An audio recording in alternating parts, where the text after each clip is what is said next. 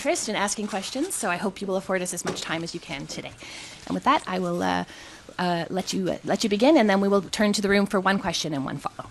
Fantastic. Thank you very much, Mia. Bonjour tout le monde. Good morning, everyone.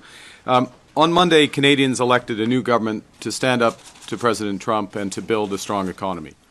Canadians also sent a clear message that their cost of living must come down and their communities need to be safe. As Prime Minister, I've heard these messages loud and clear, and I will act on them with focus and determination. Les Canadiens et Canadiennes ont fait entendre. Canadians made their voices heard with a voter turnout rate that hasn't been seen in the last 30 years. Nearly 20 million Canadians voted, and even more of them voted in early voting than ever before.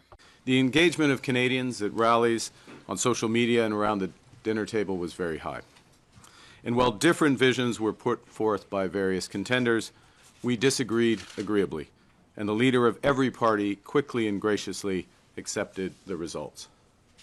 At a time when democracies around the world are under threat, Canadians can be proud that ours remains strong. As I've been clear since day one of my leadership campaign in January, I'm in politics to do big things, not to be something. And now that Canadians have honored me with a mandate to bring about big changes quickly, I will work relentlessly to fulfill that trust. As I stressed on election night, I am committed to working with others, governing as a team in Cabinet and caucus, and working constructively across parties in Parliament, working in real partnership with provinces, territories, and Indigenous peoples, and bringing together labor, business, and civil society to advance the nation-building investments that will transform our economy. In the coming weeks, I will unveil more of our plans to engage with Canadians as we embark on the biggest transformation of our economy since the end of the Second World War. This will be an incredibly exciting time as we take control of our economic destiny to create a new Canadian economy that works for everyone. We will begin to set out that new path for Canada with a new cabinet to be sworn in on the week of the 12th of May and the recall of Parliament on May 26th. We will have the privilege of welcoming His Majesty King Charles III, who will deliver Canada's speech from the throne on May 27th. Her Majesty the Queen will join this visit. This is an historic honor which matches the weight of our times. Je sais que beaucoup de Canadiens et Canadiennes partagent mon... I know that many Canadians share my enthusiasm about this. To the immediate priorities of my government, beginning with our relationship with the United States. As I've stressed repeatedly, our old relationship, based on steadily increasing integration, is over. The questions now are how our nations will cooperate in the future and where we in Canada will move on. Peu après le début de campagne électorale. Shortly after the start of the election campaign, I met with President Trump, or I spoke to him. We both agreed.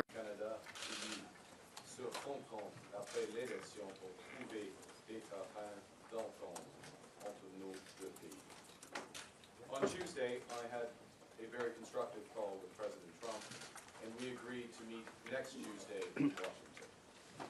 Our focus will be on both immediate trade pressures and the broader future economic and security relationship between our two sovereign nations. My government will fight to get the best deal for Canada. We will take all the time necessary, but not more, in order to do so. In parallel, we will strengthen our relationships with reliable trading partners and allies. Canada has what the world needs, and we uphold the values the world respects. Au cours des derniers jours, je me suis entretenu avec le président Macron, le président du Conseil européen d'Acosta, le Premier ministre du Japon, Ishiba, et le secrétaire général des Nations Unies, Guterres. J'ai aussi parlé au président Zelensky auprès de qui j'ai réaffirmé l'engagement du Canada envers le peuple ukrainien. Dans les semaines et les mois à venir, je saisirai toutes les occasions d'échanger avec nos alliés et partenaires pour bâtir des relations renforcées, fondées sur des valeurs communes. Nous allons faire preuve de leadership à l'international. Nous aurons d'ailleurs l'occasion d'en faire la démonstration en juin, alors que le Canada présidera le sommet de G7. We will reinforce our strength here at home by building an economy that creates jobs, grows incomes, and withstands shocks. Pour y arriver, nous allons bâtir une seule économie canadienne au lieu de 13. D'ici la fête du Canada, mon gouvernement aura contribué à l'atteinte de cet objectif. We will remove federal barriers to internal trade by July 1st to help unleash the full potential of Canada. We will work with provinces, territories, and Indigenous groups to identify projects that are in the national interest, projects that will connect Canada, deepen our ties with the world, and grow our economy for generations. We'll make the Canadian government a catalyst for these projects, not an impediment. And we'll always be guided by our conviction that our economy is only strong when it serves everyone. That means bringing down costs for Canadians and helping them get ahead. So we will put more money in Canadians' pockets with a middle-class tax cut that will take effect by Canada Day, saving two-income families up to $825 a year. We'll protect the programs that save families thousands of dollars a year, including pharmacare and $10 a day daycare. We will expand the Canadian Dental Care Plan to 8 million Canadians, saving the average family over $800 per visit. To lower costs for first-time homebuyers, we will cut GST on new homes at or under $1 million, allowing them to save up to $50,000, and we will lower the GST on homes between $1 million and $1.5 million. These tax measures will provide immediate relief, but they won't be sufficient to make housing affordable again. For that, we have to build. We will address failures in the housing market head-on, unleashing the power of public-private cooperation at a scale not seen in generations. We will slash development charges in half for all multi-unit housing. That's about $40,000 off the cost of a two-bedroom apartment in Toronto. And we will create an entirely new Canadian housing industry in modular and prefabricated housing using Canadian technology, Canadian skilled workers, and Canadian lumber. We will build houses faster, at lower costs, with a smaller environmental footprint in construction and greater efficiency once families move in. And to kickstart these efforts, we will create a new entity, Build Canada Homes, and provide $25 billion in financing to private developers. Nous allons construire 2 fois plus de logements par année et créer une toute nouvelle industrie de la construction avec des technologies canadiennes, des travailleurs qualifiés canadiens et du bois canadien. My government will focus on keeping Canada secure as a sovereign nation and Canadians safe in their communities. We'll build a stronger Canadian armed forces to protect Canadians, defend our sovereignty, and support our allies. We'll strengthen our border security with 1,000 more CBSA officers, as well as scores of dog teams, drones, and scanners to fight the traffic of guns and drugs. We'll strengthen Canadian law enforcement by hiring 1,000 more RCMP officers and giving law enforcement more tools to fight crime. We will toughen the criminal code and bail laws for those threatening the safety of Canadians, including making bail harder to get for those charged with stealing cars, with home invasion, human trafficking, and smuggling. Nous allons bâtir la confiance en notre système de justice et nous allons faire de même avec notre système de l'immigration. We will return our immigration to sustainable levels by capping the total number of temporary workers and international students at less than 5% of Canada's population by the end of 2027. That's a sharp drop from the recent high of 7.3%. And and this will help ease strains on housing, on public infrastructure, and social services. At the same time, we will work to attract the best talent in the world to build our economy. Canada has what everyone wants. We're a confident nation that celebrates our diversity, that believes in and practices free speech, that respects the rule of law, that has a vibrant democracy. We value innovators and builders. We trust science. We protect our immense natural heritage.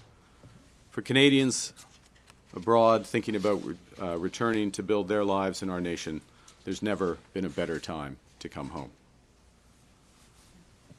Dans toutes nos actions, nous serons guidés par une nouvelle discipline fiscale. Notre gouvernement va dépenser moins pour que les Canadiens puissent investir plus. Day-to-day government spending, the government's operating budget, has been growing by an unsustainable 9% every year. We will bring that down to 2%, less than half the average nominal growth rate of the economy. We will not cut any transfers to provinces, territories, or individuals. Instead, we'll balance our operating budget over the next 3 years by cutting waste, capping the public service, ending duplicative programs, and deploying technology to boost public sector productivity. We will use scarce taxpayer dollars to catalyze massive private investment. By working together, we can give ourselves far more than the Americans can ever take away. By working together, we can build Canada strong. Pour surmonter les défis auxquels nous faisons face, le Canada doit être uni.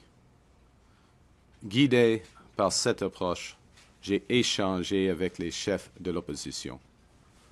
J'ai fait part de mon intention de travailler avec eux pour rendre notre gouvernement plus efficace, soutenir nos travailleurs et nos entreprises et remettre notre économie sur la bonne voie. J'ai aussi échangé avec les premiers ministres des provinces et territoires qui sont des partenaires essentiels du gouvernement fédéral. Avec eux, je m'attends à continuer le travail étamé lors de la rencontre des premiers ministres que nous avons tenue avant l'élection, où nous nous sommes étendus pour abattre des barrières qui freinent le commerce interne et la mobilité de la main-d'œuvre. Canadians in the NHL play for a variety of teams passionately against each other. But when they're in a once-in-a-lifetime series such as the Four Nations or the Olympics, those same Canadians come together to win it all. During elections, Canadians play and cheer for different teams. Now that election is over, and we are in a once-in-a-lifetime crisis. It's time together, it's time to come together, to put on our Team Canada sweaters and win big. Il est temps d'être unis. Uni, le Canada a accompli des choses difficiles, des choses qui semblaient impossibles. Now is the time for ambition, to be bold, to meet this crisis with an overwhelming positive force that is a united Canada. It's time to build, and my government is getting to work to build. Build big, bold, and build now.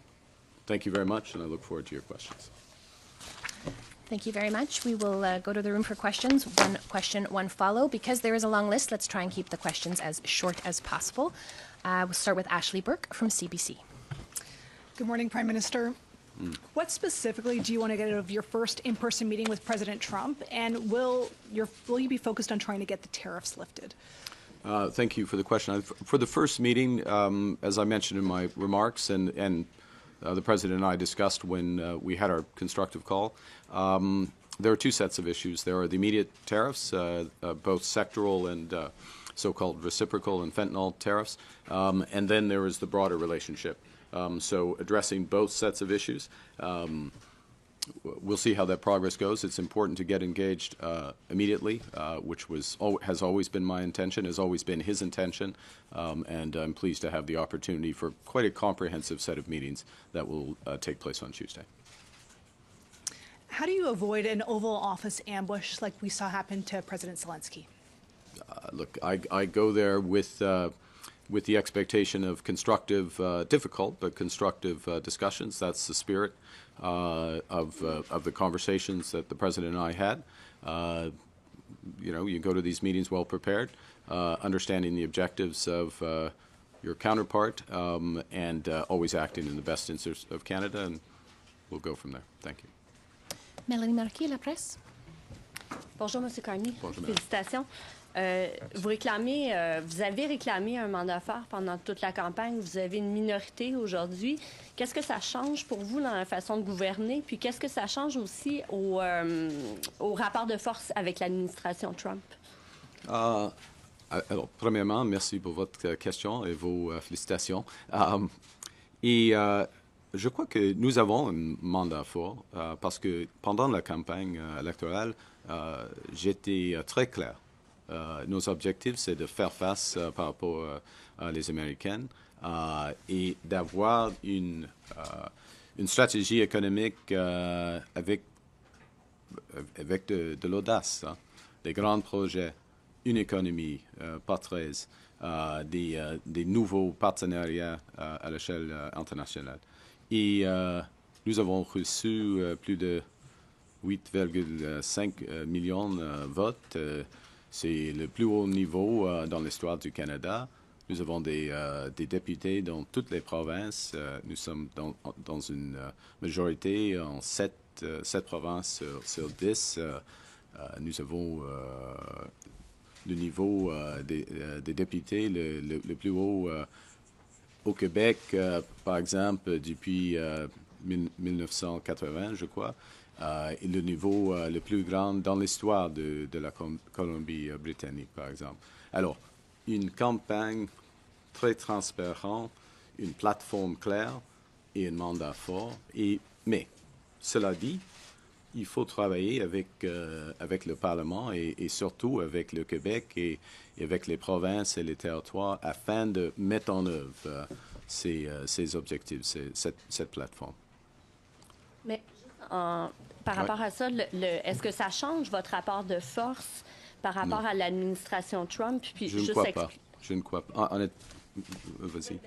Poser en même temps ma question de suivi. Là. Oui. Vous avez une minorité. Est-ce que vous seriez intéressé à accueillir au sein du caucus libéral des députés d'autres partis? Puis est-ce que des tentatives qui ont déjà été faites en coulisses pour les convaincre de traverser la ligne? Je crois que, comme j'ai dit, mon mandat est fort. C'est fort.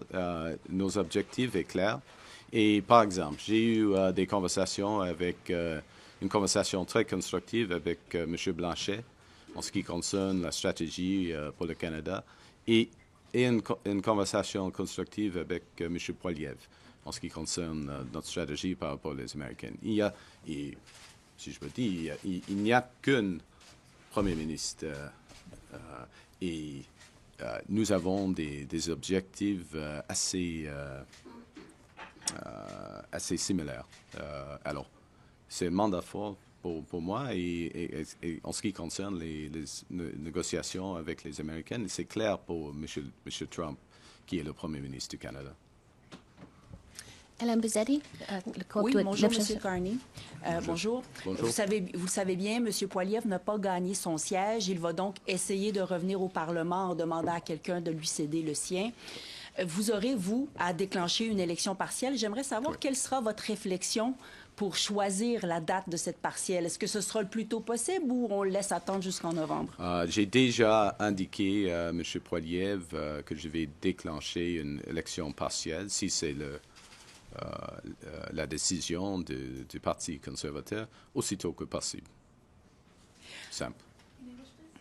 I've already indicated to Mr. Poilievre that if it's the decision of him and the Conservative Party to trigger, if I can put it that way, a by-election, I will ensure that it happens as soon as possible. Okay. No games, nothing, straight. OK. Et donc, je n'aurai pas de supplémentaire là-dessus, mais vous avez dit aussi que vous allez demander au roi de venir. Vous avez dit aussi que vous allez demander au roi de venir lire le discours du trône. Oui. Comme vous le savez, vous avez gagné beaucoup de sièges au Québec parce qu'il y a bien des nationalistes qui ont accepté de vous prêter leur vote, un vote qu'ils auraient peut-être donné au Bloc québécois autrement. Des nationalistes qui ne sont pas nécessairement en amour avec la royauté britannique. Comment croyez-vous que ça va être reçu et comment leur expliquez-vous ça? C'est simple, puis le roi, c'est une... premièrement, j'ai demandé au roi et Sa Majesté, il l'a accepté. Alors, il va assister à l'ouverture du Parlement. Ça, c'est clair. Et c'est cette situation, cette décision souligne la souveraineté du Canada. C'est absolument clair. C'est un message très clair par rapport aux autres pays à travers le monde. Et c'est un honneur. Voilà. Merci. To be clear, I made the request of His Majesty, and he has accepted. He will open Parliament with the speech from the throne, and that is it clearly underscores the sovereignty of our country. En quelle façon ça souligne la souveraineté de demander au monarque de notre pays? C'est la troisième question ou c'est quoi? Yeah, but my question was cut off. Okay, yeah. In what way? It underscores this is the ultimate head of state, which underscores one of the points I made. I'll answer it this way. Quand je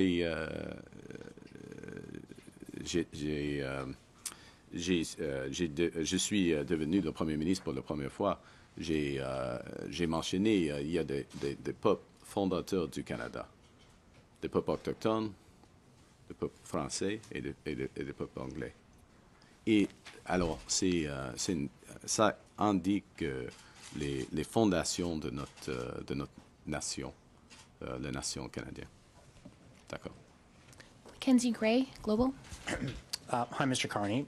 In your second call with the president, did Mr. Trump outright say or insinuate at any point that Canada should become the 51st state? He did not. All right. We've heard Mr. Trump on April 23rd and his surrogates throughout the final days of the campaign reiterate the idea that they believe Canada should become the 51st state. On the campaign trail, you said on multiple occasions that respect for Canada would be one of the key things in terms of having a meeting with him. Do you think over the past few days we have seen respect for Canada from the Trump administration? Look, it's always important to distinguish want from reality. La volonté et la réalité, right? What someone wants and what is reality, and what the Canadian people clearly have stated, virtually without exception, is this will never, ever happen. And if any of the leaders of the party and their representatives would attest to that, I think the votes attest to it. I think the public dialogue attests to it as well. We're meeting as heads of our government to discuss that partnership. Now, I'm not pretending those discussions will be easy or they won't proceed in a straight line. There will be zigs and zags, ups and downs. But as I said in my remarks, I will fight for the best deal for Canada and only accept the best deal for Canada and take as much time that's necessary. Davis Legree, iPolitics. Hi, thanks for taking our questions. Just one from me to try and squeeze some more reporters in. But to my colleague's point, the White House's public position has continued to be that Canada should be the 51st state. You yourself have said that Donald Trump is trying to break Canada. Considering all that, how can you expect good faith negotiations when you travel to Washington next week? Look, I think first I've had the direct conversation with him on whatever day it was, Tuesday, I guess it was, a couple of days ago. And we agreed to have those negotiations. Very clear discussion between us, as I said, very constructive. I would say the time allocated to our meeting and the seniority of he's the president, so that's as senior as you get, but the other members of his administration who will be assisting at those meetings suggests the seriousness of the discussions. Again, do not expect white smoke out of that meeting. There'll be white smoke probably later somewhere else in the world this month. but do not expect that. But so that's the first thing, is just the level of, the direct dialogue, the discussion, the level of people there. The second point, I'll make it quickly, and thank you for restricting the question so others can get in, is that he respects, as others who are good negotiators, and he's one of the best negotiators, they respect strength. That's why we're building Canada strong. There's lots of reasons to build Canada strong, but the point is, and I will make this point repeatedly, we have more than enough to do here at home. That point about we can give ourselves more than the Americans can take away is absolutely right. We can have a bigger boost to our economy, to incomes, to jobs, by focusing on building one Canadian economy, by building these nation-building projects, by focusing on getting productivity up, by reducing government waste, by driving investment in this country. And so that is a good in and of itself. We're going to focus on that while we have these negotiations with the Americans. And if the negotiations with the Americans take longer, so be it. We've got more than enough to do here. Kyle Duggan, the Canadian Press. Mr. Carney, will you be pursuing a formal governing pact of any kind with the NDP? No. Short answer, no. And why not? Why? That's my response. Is we campaigned on a very clear set of objectives, very clear policies to back those up, and we received the highest number of votes in Canadian history. Yes, it is not quite a majority, but highest number of votes. As I said moments ago, majorities in 7 of the 10 provinces, seats in all the provinces, highest vote totals and deputy counts in a number of those provinces. And it's also a style of governing as well, which is, in order to do what we need to do as a country, we will need to work in partnership with all the provinces, with Indigenous peoples. Yes, obviously, by definition in Parliament, we will need to get majority support to pass legislation.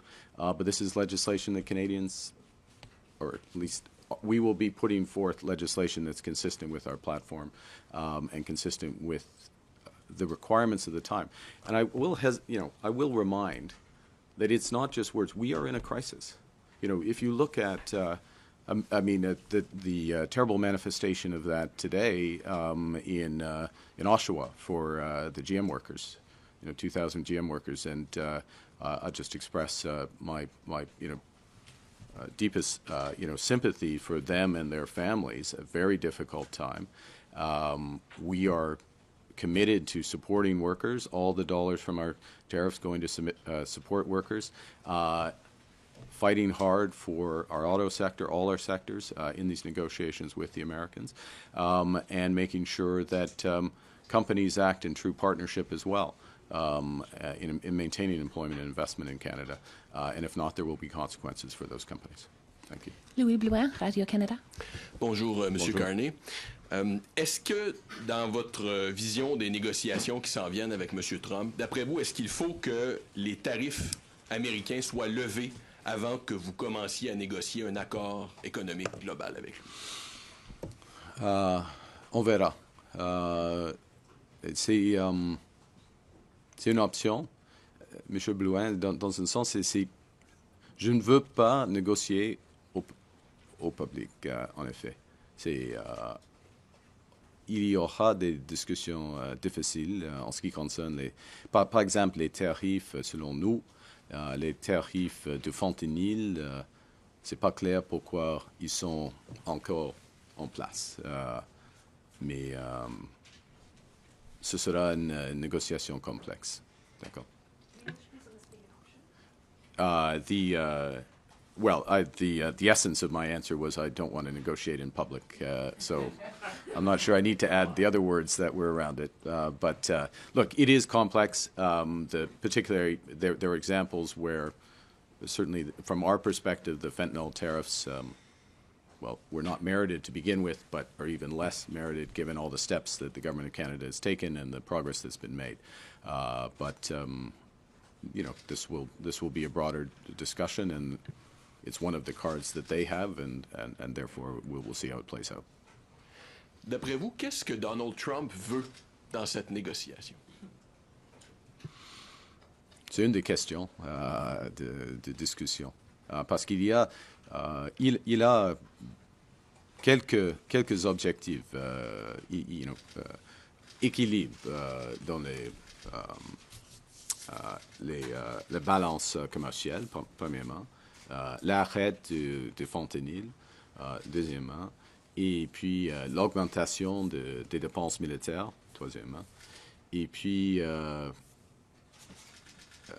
mais les objectifs américains changent de temps en temps. Il y a une volatilité des objectifs américains.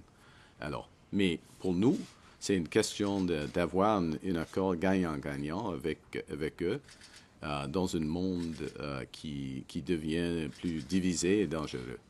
Et alors, il y a des secteurs stratégiques pour les Américains et le Canada.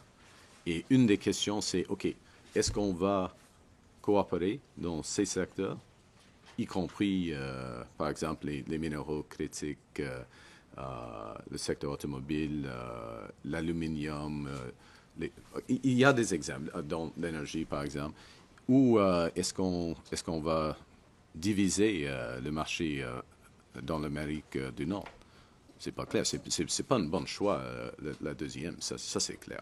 Mais s'il veut, le Canada a d'autres options. Ça, c'est clair. Ça, c'est clair. We'll have time for one more very fast question. Catherine Levesque from the National Post. Okay, I'll try to make it two very fast. Good. Prime That's the Minister. spirit. That's the spirit, Catherine. That'll get me coming back.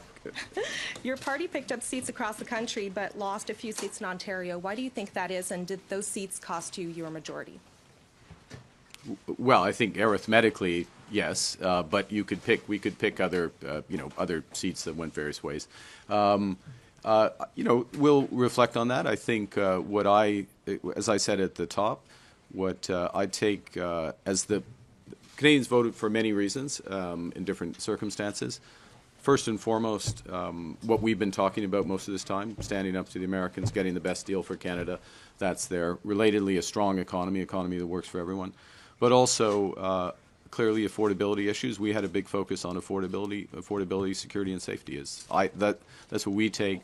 That's what we take as maybe I should say personally. I take as the mandate that the focus of this government should be on those issues. As you know, to govern is to choose. You have to decide where you're going to focus.